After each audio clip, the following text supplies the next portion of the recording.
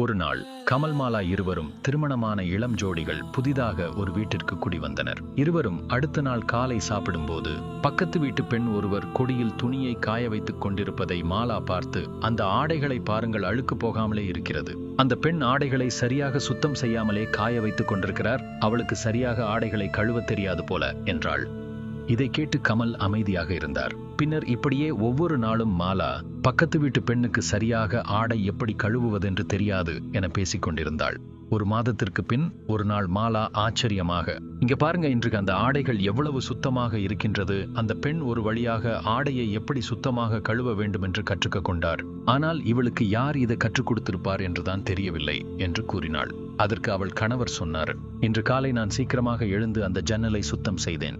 நண்பர்களே, இதுபோலதான் வாழ்க்கையிலும் நாம் மற்றவர்களை பார்க்கும் விதம் நம் ஜன்னலின் தெளிவில் தான் தங்கியுள்ளது. உடனே யாரையும் மதிப்பிட வேண்டாம். முக்கியமாக கோபம், பொறாமை, எதிர்மறை எண்ணங்கள், நிறைவேற ஆசைகளால் நம் பார்வை மறைக்கப்பட்டிருக்கும் போது.